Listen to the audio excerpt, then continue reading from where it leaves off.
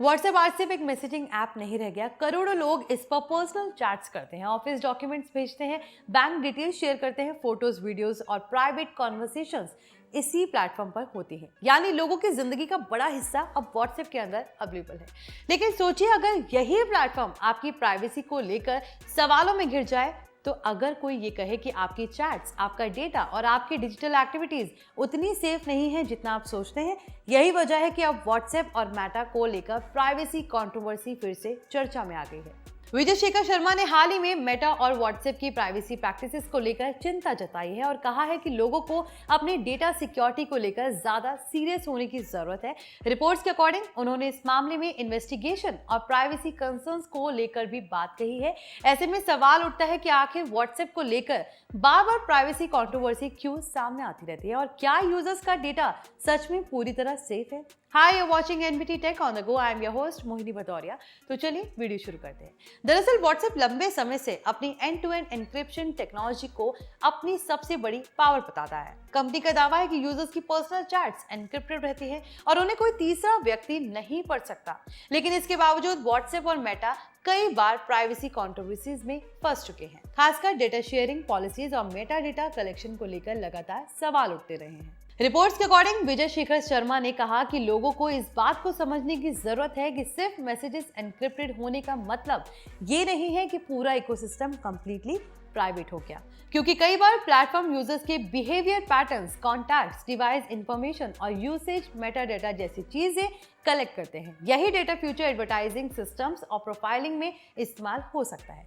अब यहाँ सबसे जरूरी चीज समझने वाली है कि मैसेज कंटेंट और मेटा डेटा दोनों अलग चीजें होती हैं।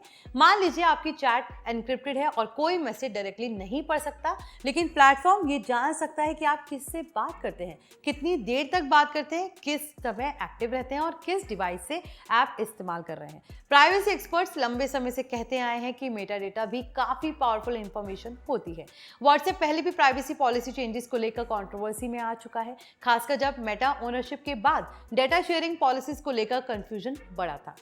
तब काफी यूजर्स ने सिग्नल और टेलीग्राम जैसी एप्स की तरफ मूव करना शुरू किया था। अब व्हाट्सएप को लेकर स्पाईवेयर कंट्रोवर्सीज भी काफी बड़ी रही है। पेगासस स्पाईवेयर कंट्रोवर्सी में भी व्हाट्सएप का नाम सामने आया था, जहां रिपोर्ट्स में कहा गया कि कुछ यूजर्स को मैलिशियस सर्विलांस अटैक्स का टारगेट बनाया गया था। इसके अलावा हाल के समय में व्हाट्सएप यूजर्स को स्पाईवेयर टारगेटिंग अलर्ट्स मिलने की रिपोर्ट भी सामने आई थी। यही वजह है कि अब लोग सिर्फ मैसेजिंग ऐप नहीं देखते, बल्कि ये भी जानना चाहते हैं कि उनका डेटा आखिर स्टोर कैसे हो रहा है, कौन कौन सी इंफॉर्मेशन कलेक्ट की जा रही है। अब यहाँ एक और इंटरेस्टिंग चीज है, बहुत सारे लोग सोचते हैं कि अगर उनका कोई सीक्रेट डेटा नहीं है तो प्राइवेसी मैटर नहीं करती। लेकिन एक्सपर्ट्स कहते हैं कि प्राइवेसी सिर्फ सीक्रेट बातें छुपाने का नाम नहीं है, ये कंट्रोल का मामला है। यानी आपका पर्सनल डेटा कौन कलेक्ट कर रहा है, कैसे इस्तेमाल कर रहा है, किस पर्पस के लिए इस्तेमाल कर रहा है, ये जानना भी उतना ही जरूरी है। आजकल डिजिटल प्रोफाइलिंग इतना बड़ा बिजनेस बन चुका है कि कंपनी यूजर बिहेवियर को समझने के लिए मैसिव डेटा एनालिस्ट इस्तेमाल करती है।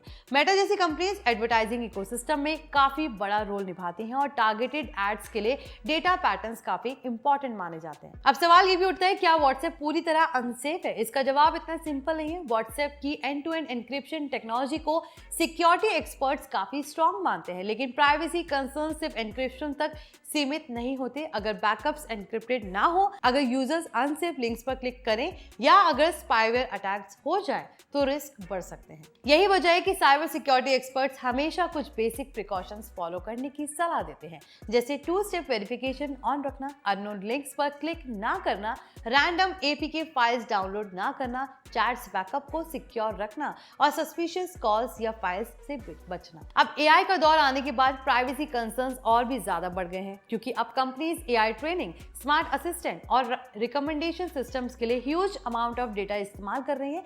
लोगों को डर है कि फ्यूचर में पर्सनल डेटा मिसयूज और ज्यादा बड़ा इशू बन सकता है।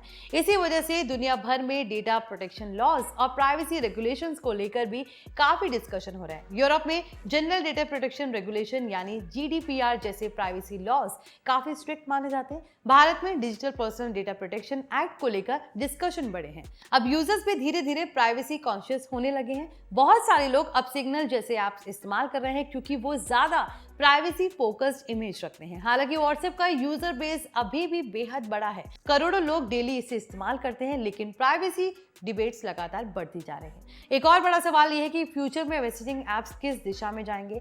क्या कंपनी ज्यादा ट्रांसपेरेंट होंगी, क्या यूजर्स को अपने डेटा पर ज्यादा कंट्रोल मिलेगा, या फिर एआई और एडवर्टाइजिंग सिस्टम की वजह से डेटा कलेक्शन और भी बढ़ेगा। ये आने वाला समय तय करेगा। फिलहाल इतना जरूर कहा जा सकता है कि व्हाट्सएप प्राइवेसी कंट्रोवर्सी ने एक बार फिर लोगों को ये सोचने पर मजबूर कर दिया कि डिजिटल दुनिया में कन्वीनियंस और प्राइवेसी के बीच बैलेंस कितना जरूरी है, क्योंकि आज स्मार्टफोन सिर्फ कम्युनिकेशन डिवाइस नहीं रहा बल्कि हमारी पूरी डिजिटल आइडेंटिटी का हिस्सा बन चुका है। वहां प्राइवेसी का सवाल अपने आप बड़ा बन जाता है।